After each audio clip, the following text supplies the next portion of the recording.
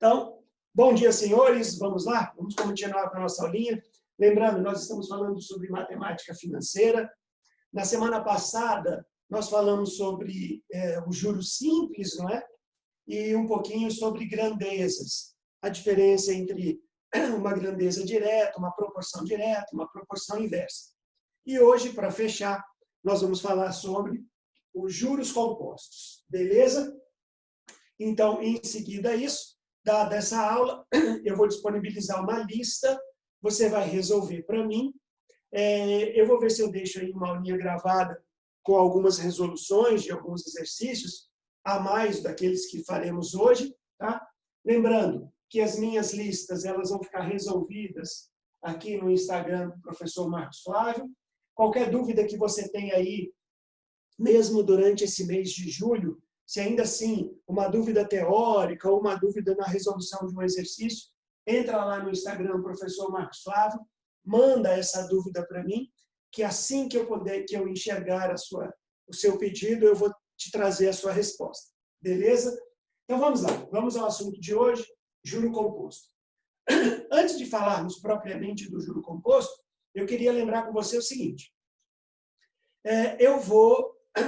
Qual é a diferença básica entre o juro simples e o juro composto?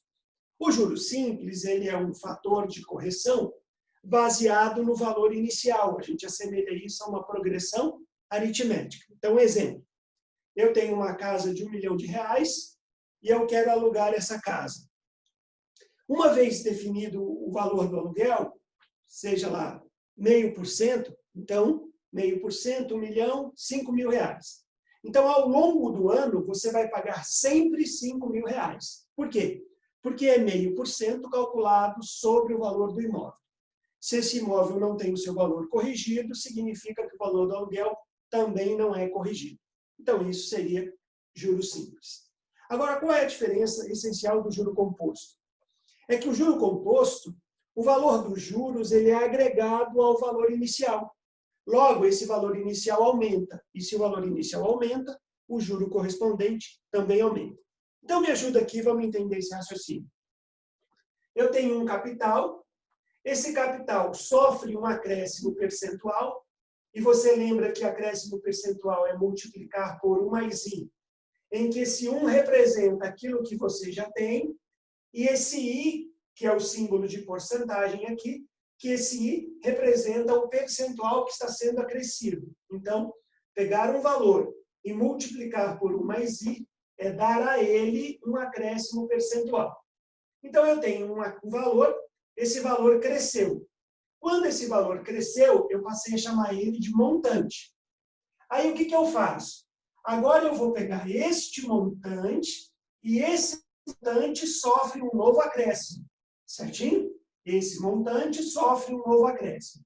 Mas o que era esse montante mesmo? Esse montante era C vezes 1 mais I. Então, fica com C vezes 1 mais I, 1 mais I. Você deve lembrar que multiplicar por 1 mais I é promover um aumento. Multiplicar de novo é outro aumento. A gente chama isso aqui de aumentos sucessivos. O valor está aqui, ele aumenta, e ele aumenta de novo, ele aumenta de novo.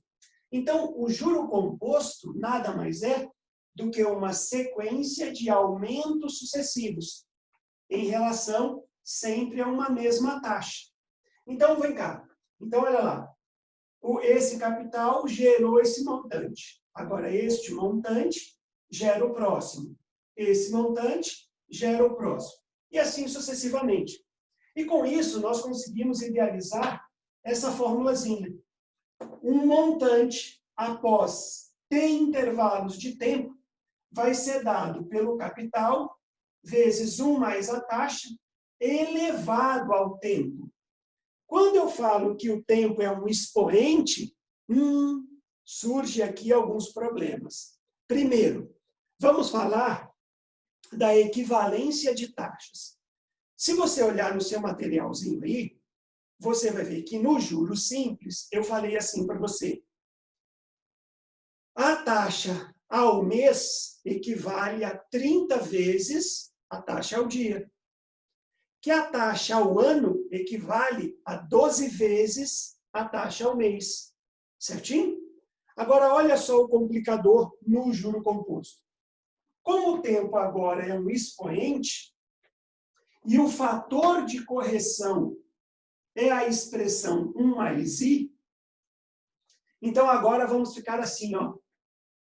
1 mais a taxa ao ano equivale a 1 mais a taxa ao mês elevado a 12. Como é que é, professor? De novo. 1 mais a taxa ao ano equivale a 1 mais a taxa ao mês elevado a 12. Olha só agora, ó. 1 mais a taxa ao mês equivale a 1 mais a taxa ao dia elevado a 30.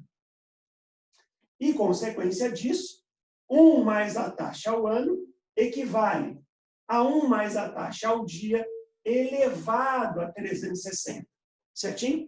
Então, você percebe que no juro composto, as potências, normalmente, estão elevadas a números relativamente grandes. E aí, o que a universidade tem feito, né, nos seus vestibulares? Quando aparecer uma potência cujo expoente é muito grande, esta conta ela vai te dar pronta. Você vai ver no exercício que eu vou te mostrar daqui a pouquinho. Então, outra coisa.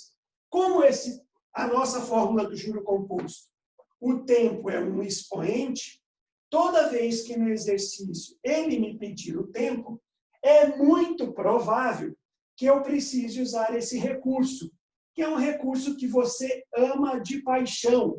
Estou vendo aqui agora nos seus olhos e estou vendo o brilho no seu olhar. Olha lá. Como eu vou precisar achar um expoente, o recurso matemático para isso são os logaritmos. E eu preciso destas 3 propriedades operatórias na ponta da língua para poder resolvermos os exercícios que envolvam tempo. Então, olha lá, você vai lembrar que o log de um produto é, na verdade, a soma dos logaritmos.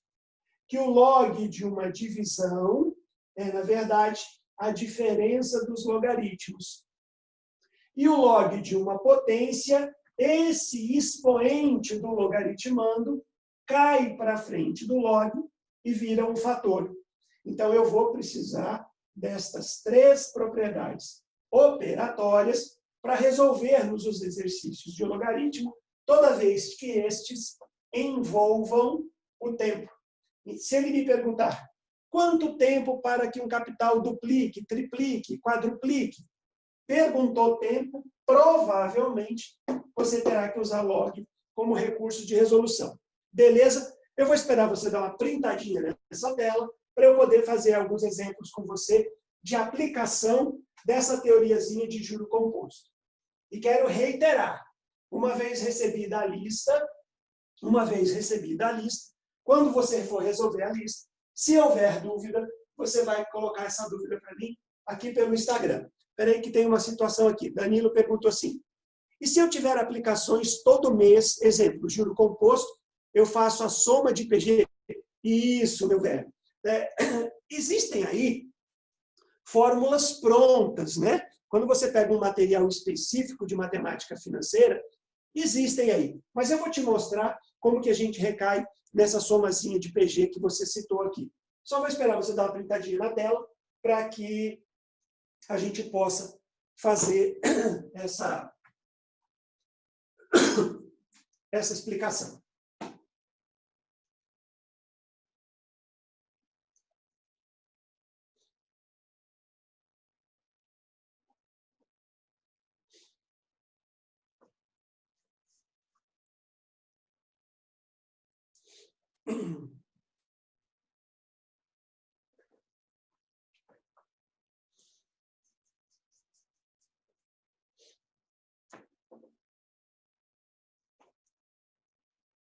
Então, vamos lá. Me ajuda aqui. Só vou responder aqui a dúvida do Danilo. Tá bom?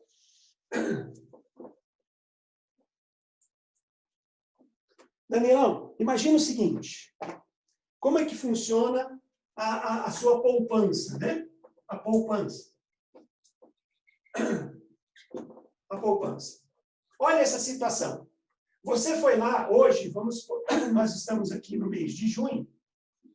Então, em junho, você foi lá e abriu sua poupança. você fez uma aplicação financeira. Então, você aplicou um capital C.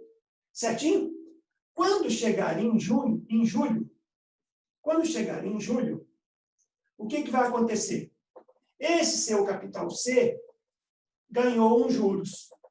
Beleza? Então, agora ele passou a ser 1 mais C vezes 1 mais I. E aí, nesse mês de julho, o que você fez? Você foi lá e aplicou de novo, porque geralmente, quando você faz poupança, você não aplica um dinheiro e esquece. A ideia da poupança, se você aplicar um valor e deixar esse valor ad eterno, então a gente vai falar que é uma aplicação financeira simples, é a fórmula do juro composto, acabou. Mas a ideia da poupança é o seguinte, você foi lá e fez uma aplicação, beleza? Bacana. Mas a ideia da poupança ela é legal se você fizer a aplicação sempre. Então, olha essa situação. Em junho, eu apliquei um capital C. Né? Vamos imaginar, vamos fazer o seguinte. Vamos imaginar, Danilão, você tem lá uma mesada, seu pai te dá lá R$5.000 por mês de mesada, e aí você gerenciando, você percebeu que destes R$5.000 que ele te dá todo mês, você usa apenas 4. Então, todo mês te sobra R$1.000. E como você é um cara antenado, um cara que pensa a longo prazo, você falou, poxa, então eu vou fazer aqui uma aplicação financeira e todo mês eu vou poupar R$1.000. Então, você foi lá, aplicou R$1.000. Quando chegar no mês de julho, você tem os seus R$1.000 mais os juros, beleza? Aí, o que vai acontecer? Mas acontece que no mês de julho, você consegue aplicar esses R$1.000 de novo. Então, preste atenção como é que vai ficar em agosto. Olha que delícia. Em agosto, esse capital passa a ter 2 juros, porque você está aplicando ele por 2 meses, mas este dinheiro tem 1 juros. Olha que delícia. Certinho? Quando chegar, aí o que acontece? No mês de agosto, você vem e aplica mais 1.000. Olha que bacana, meu velho. Quando chegar em setembro, quanto você tem? Você tem esse primeiro capital que está aplicado já há 3 meses. Você tem esse segundo capital que está aplicado há 2 meses. E aquele outro capital que está aplicado há 1 mês. Agora, olha só, vamos chegar aí na formulazinha da soma da PG que você falou. Olha que delícia agora. Vamos parar aqui. Posso colocar esse C aqui em evidência? Colocando C em evidência, eu vou ficar com 1 mais I ao cubo, mais 1 mais I ao quadrado, mais 1 mais I. Beleza? Certinho? Então, aqui você percebe, ó, a razão elevada a 1, a razão ao quadrado, a razão ao cubo, soma de PG. Fechou? E com isso você deduz a formulazinha para essa situação. Tranquilo? Espero ter conseguido responder a sua resposta, conseguido responder à sua pergunta, não é? E vamos continuar aqui, então, com o nosso probleminha. Então, vamos lá. Eu vou montar 2 situaçõezinhas para a gente poder aplicar estas fórmulas do juro composto. Certinho? Lembrando, quero reiterar aquela orientação dada na semana passada. Se num exercício de matemática financeira, o autor não suscitar, não for explícito de que juros se trata, nós vamos considerar juro composto. Certinho? Do contrário, se for juro simples, ele fica obrigado a dizer durante o texto que se trata de juro simples. Por quê? Porque o juro simples é uma excepcionalidade nos dias de hoje. O normal nos dias de hoje é falarmos sobre juro composto. A Agnes falou assim, professor, se tiver aumentos sucessivos com taxas diferentes, aí nós estamos criando um monstro, né, Agnes? Mas pode sim, beleza? Aí o que acontece? Aí você não consegue escrever como uma única PG. Você vai ter que criar várias PGs para isso, né? Mas aí a gente tem que ver o seguinte, qual é a viabilidade de uma questão como essa para o nosso tempo de prova, né? Meio que, assim, é possível equalizá-la, tá? A gente consegue montar essa equação. Mas é isso que nós temos visto em provas? Não, eu não vi ainda. Mas não vejo problema. Agora a gente tem que ficar atento ao seguinte, não é? Tivemos pouquíssimos contatos presenciais, olhei pouco para os seus olhos, mas você vai concordar comigo, né? Qual é a nossa orientação na prova do Enem? Mesmo que você saiba fazer uma questão, se você perceber que essa questão vai lhe roubar tempo, o que é para fazermos com ela? Deixarmos de lado, certinho? A gente tem que lembrar que lá na sua provinha do Enem, né, como em todas as outras provas, mas no Enem é mais evidente, porque a quantidade de questão é muito grande. Nós temos que saber administrar o tempo. Eu li a questão, veio à minha cabeça uma solução plausível, uma solução viável para o tempo da questão, para o tempo de prova. Eu vou executar. Veio uma questão. Eu até consigo entender o que o autor quer, mas eu percebi que essa questão vai me roubar tempo. Opa, é só deixá-la para o final. Se lá, depois de eu ter feito tudo o que consigo em tempo de prova, eu posso dar atenção a ela. Certinho? Lembre-se, uma grande prova é aquela em que você soube aproveitar o seu tempo. Tá bom? Então, vamos lá. Vou apagar aqui para fazermos aqui o nosso exemplozinho. Vou colocar 2 exemplozinhos aqui, bem breguinhas, para a gente poder aplicar, porque é o que eu espero que aconteça, na sua prova. Então, me ajuda aqui. Exemplo 1. Deixa eu ver aqui. Determine um número de meses,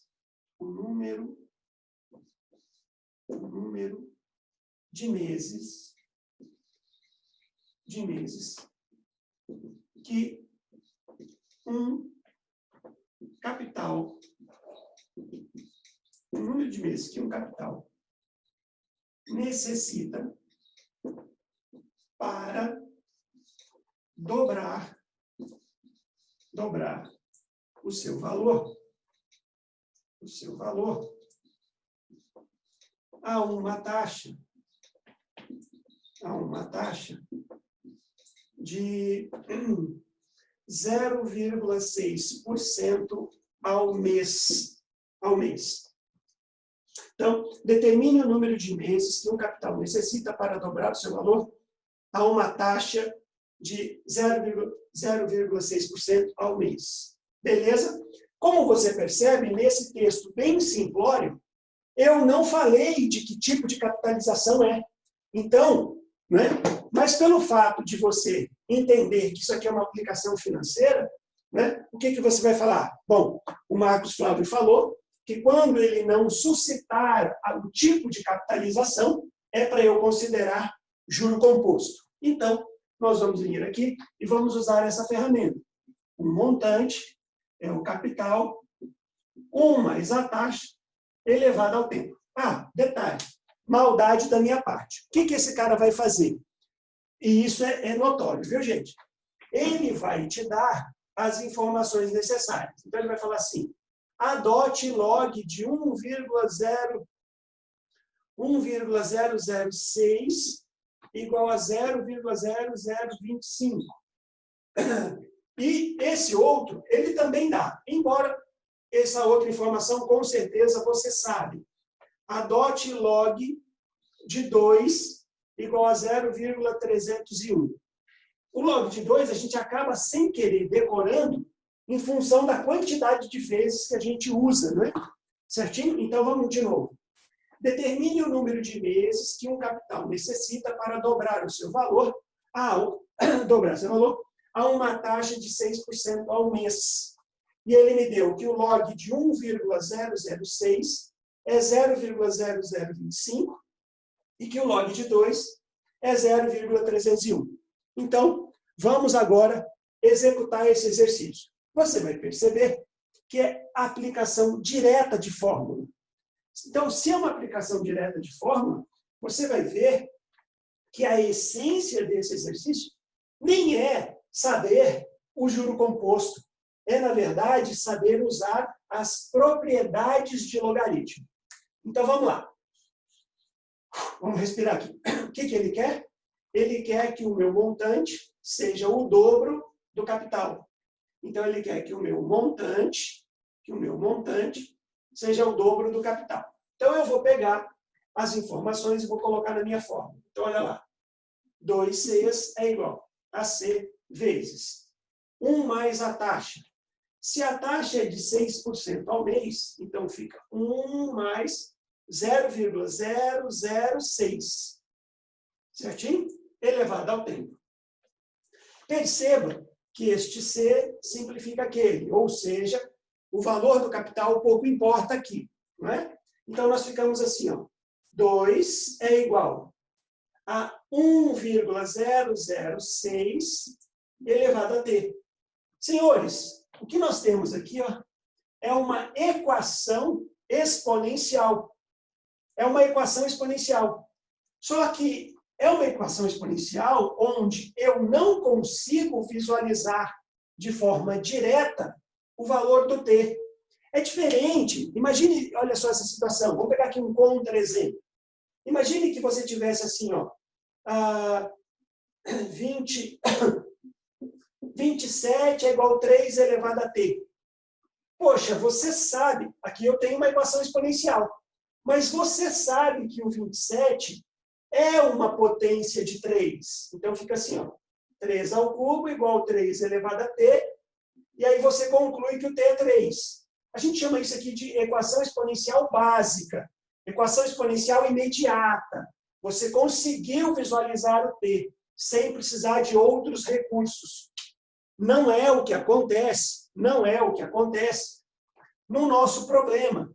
Eu não consigo visualizar o 2 como sendo uma potência de 1,006. Tampouco consigo visualizar 1,006 como uma potência de 2. Então, ela não vai ser imediata. E se ela não é imediata, o que eu sou obrigado aqui a fazer? Eu vou ter que usar o recurso log. Então, preste atenção. Eu vou colocar log no primeiro membro e, para não alterar, eu vou colocar log no segundo. Então, vai ficar assim, ó.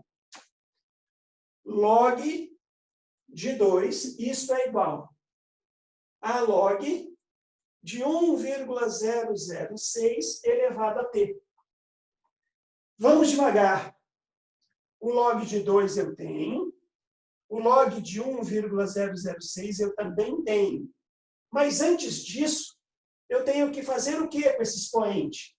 Propriedade operatória. Colocamos aqui no quadro um pouquinho antes desse exemplo.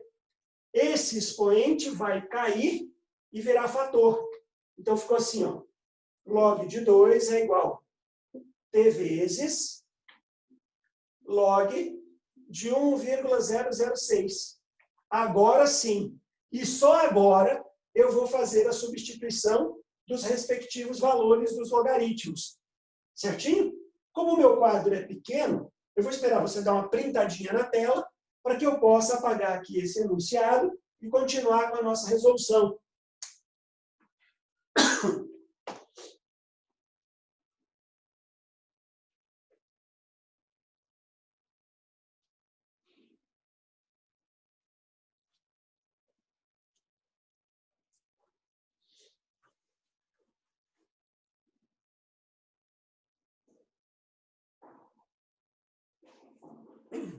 Bom, quero acreditar, então, que você já tem uma printada nessa tela, tá?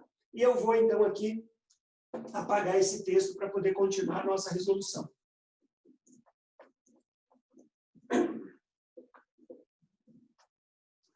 Então, olha só. Log de 2, ele falou que era 0,301. Isso é igual a t vezes. E o log de 1,006 era 0,0025. Certinho? Então, me ajuda aqui. Então, quem vai ser o t? T vai ser 0,301 dividido por 0,0025. Agora, preste atenção. Fico até com medo de falar com vocês, profundos conhecedores de matemática básica, não é? Então, qual é a proposta? Aqui eu não tenho 4 casas decimais, Então, eu vou multiplicar aqui por 10.000, certinho? E vou multiplicar aqui também por 10.000, tá bom? Quando você multiplica por 10.000, então nós passamos a ter T igual a 3.010 dividido por 25. 3.010 dividido por 25. Eu sei que você sabe fazer. Eu sei disso. Mas eu estou com saudade de fazer. Então, eu vou fazer a continha aqui. 3.010 dividido por 25. Eu vou pegar o primeiro, no dividendo, o primeiro número imediatamente maior. 30 dividido por 25 vai dar 1. 1 vezes 25 dá 25. Subtrai 5. Abaixa 1. 51 dividido por 25 são 2. 2 vezes 25, 50.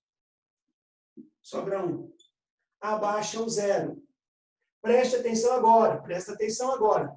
10 dividido por 25. Como 10 é menor que 25, 10 dividido por 25 dá 0. 0 vezes 25 dá 0. Continua aqui 10. O que eu faço agora? Agora eu acrescento um 0 e ponho a vírgula. E 100 dividido por 25 vai dar 4. Certinho?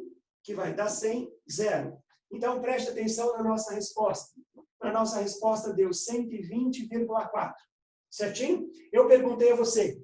Se você perceber, os nossos juros eram juros, a nossa taxa de juros era mensal. Então, essa resposta está em meses. Cuidado com a maldade. Para que isso efetivamente aconteça, em 120 meses ela acontece? Não, são necessários mais de 120 meses. Então, eu responderia assim, ó, são necessários 121 meses para que isso aconteça. Eu vou aproximar para mais, porque se o autor for chato, ele fala, não, olha, em 120 meses ela não dobrou, ela precisa de mais, certinho? Então, com certeza, em 121 meses, ela efetivamente dobrou. Eu fui claro, senhores?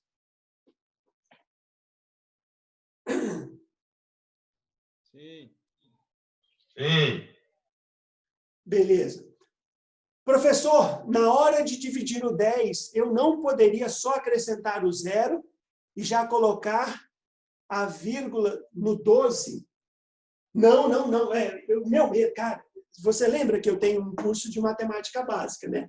Cara, toda vez que esse curso de matemática básica acontece, lá nas específicas, eu gasto mais ou menos de uma aula a duas, ou seja, dá quase 80 minutos para explicar para o menino como que se efetivamente faz a divisão. Cara, eu não tenho dúvida, é claro que não com vocês. Vocês são pessoas modernas, vividas, globalizadas, interativas e conectadas, e eu sei disso. Mas eu tenho convicção de que muitos dos teus concorrentes teriam colocado 12,4. Eles não saberiam achar esse 0 aqui, ó. Por quê? Porque na cabecinha deles, quando eu abaixei o 0, é automático. Abaixa o 0, não divide, põe vírgula e... Não, ninguém ensinou isso, não. Eu lembro como se fosse hoje a tia Bela explicando com o maior carinho. Sempre que o dividendo é menor que o divisor, a divisão acontece e o quociente é 0. Só depois da divisão acontecer, que como próximo recurso, eu acrescento um outro 0 e ponho a vírgula. Senão, você nunca acha esse 0 aqui do quociente. Mas não é o caso com vocês. Eu sei que vocês são antenados, né? E não tiveram dúvida na minha resolução. Tá bom? Mas ainda assim, de novo, se tem alguma coisa que não ficou claro, ó, vai lá no Instagram, professor Marcos Flávio, me passa lá a sua dúvida, me mostra o exercício que você tentou fazer e não saiu, e eu farei o possível para te atender o mais rápido possível. Tudo bem? Bom, eu mostrei um exemplo onde eu tive que usar o log como recurso de resolução, porque me foi pedido o tempo. Agora eu vou te dar um outro exemplo, né, de como esse tipo de exercício vai aparecer na sua provinha. Vou esperar você dar uma printadinha na tela para eu poder fazer o próximo exemplo.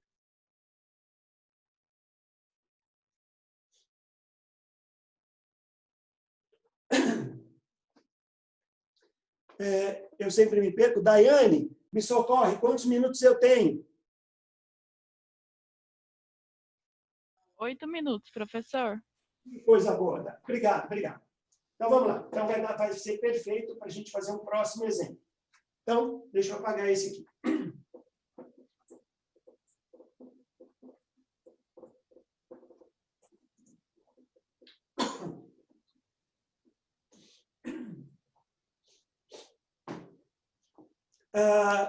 Vamos, então, a um outro exemplo. Exemplo 2.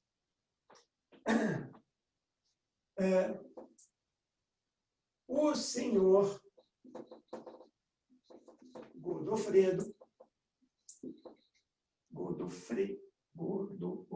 esqueci o nome do cara. Não é Godofredo. É Godofredo. Godofredo, vírgula, produtor rural.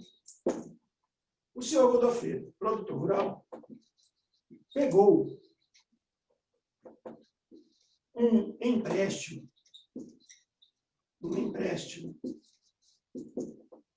de R$50 mil,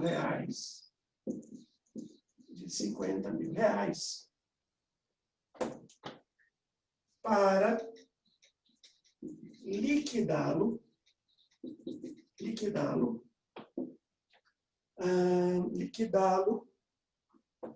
em um único pagamento.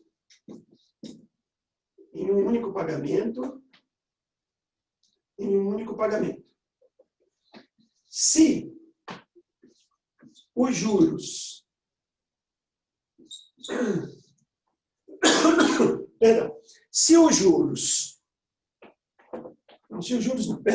vamos falar certinho. Se a taxa de juros, né?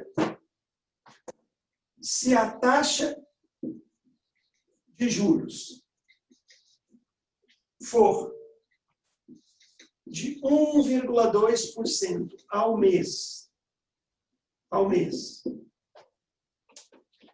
e o tempo para a quitação da dívida, e o tempo para a fixação da dívida for de um ano,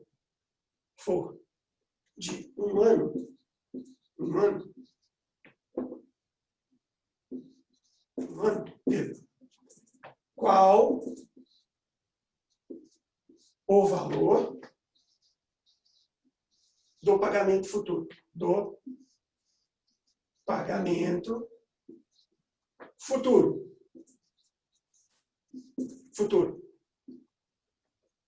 Aí, agora é o que eu quero combinar com você.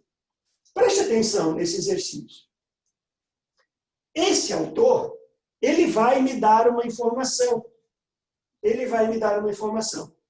Mas antes de eu te mostrar a informação que ele vai te dar, eu queria que você, de pronto, já montasse a situação. Então, olha lá. Montante vai ser o capital. Então, 50 mil, não é isso? Vezes 1 mais a taxa, então 1,012, certinho? Elevado ao tempo. Cuidado. Ele falou que é 1 ano. E a taxa está em meses. Então, é 1,02 elevado a 12. Pronto. Eu montei o exercício. Beleza? Mas vamos conversar aqui. Você acha que você conseguiria, para resolver o exercício, o resultado desta potência? 1,012 elevado a 12. Rapaz, para fazer essa conta aqui, ó, 1,012 elevado a 12, você vai gastar o tempo de 2, 3 questões para isso. E o autor, sabendo disso, ele não quer que você perca tempo fazendo essa conta. Porque, afinal de contas, ele quer julgar se você domina matemática financeira. Então, este resultado, 1,012 elevado a 12, esse valor ele vai te dar. E nós vamos falar que isso é 1,1539. Então, preste atenção. Quando o exercício for de matemática financeira e o autor não quiser roubar o seu tempo, esta potência que seria inviável fazermos, não que não soubéssemos, sabemos fazer, claro que sabemos, mas nós sabemos também que essa conta nos tomaria muito tempo. O autor, sabendo disso, ele vai falar assim, então, adote 1,012 elevado a 12 igual a 1,1539. Então, olha só como uma questão que poderia nos dar aí dor de cabeça, em função deste dado do autor, passou a ser uma questão absurdamente simples. Você domina a fórmula, né? Você foi lá, usou a nossa formulazinha do montante, capital, 1 mais a taxa elevada ao tempo, pegou os dados do exercício, substituiu na fórmula, e aonde nós teríamos aí um problema, que seria calcularmos essa potência, o autor foi lá e nos presenteou com esse dado. Sabendo disso, então, agora é só fazer conta, certinho? Vai substituir e vai dar a respostinha de forma muito tranquila. Lembrando, muito cuidado na hora de fazer o produtinho, porque é a única coisa que o autor quer que você faça. É esse produtinho. 50.000 vezes 1,1539. Beleza? Então, esse é um segundo modelo de exercícios de juro composto que a gente vai enfrentar aí. Tá bom? Então, como eu disse, eu vou montar uma lista para você. Nessa lista estarão envolvidos exercícios de juro simples, de juro composto. Você vai resolver, né? As resoluções desta lista vão estar aqui no Instagram, professor Marcos Flávio, beleza? Vai estar tudo resolvidinho lá, passo a passo. Se assistindo a essa resolução, né? Ou você tiver qualquer outro tipo de dúvida, vai lá pelo direct desse Instagram e me pergunta lá, tá? Me questiona lá. Pode ser dessa matéria, pode ser de qualquer outra coisa de matemática que você esteja estudando, né? E aí você vai lá e eu farei todo o possível para te atender no menor prazo, tá bom? Tranquilo, senhores? Então, é isso aí que nós temos para hoje. Com isso, nós fechamos aí a matemática financeira. Falamos na semana passada do juro simples e agora falamos de juro composto, beleza? Aí, valeu, professor, sempre com aulas muito boas, é um prazer. Muito obrigado. Né? E vamos esperar tudo isso passar, né? E se Deus quiser, em agosto, vamos estar todo mundo juntos aí de novo, né? Aí sim, um olhando nos olhos dos outros, cara. Eu sinto uma saudade de quando eu falo uma coisa e eu olho para você e aparece aquele neonzinho assim, ó, voei. Cara, que saudade disso. Ficar falando com essa telinha aqui, ó, é muito triste isso, é muito pobre isso, né? Beleza? Mas é o que temos para hoje. E reitero, lembrando, vou reforçar aquele meu pedido. Faz pergunta lá. Não aguento mais lavar louça. Faz pergunta lá. Me ajuda. Beleza? Senhores, um prazer. Fiquem com Deus e até a próxima. Fechamos o nosso tempo aí, Dai? Sim, professor. Obrigado, viu?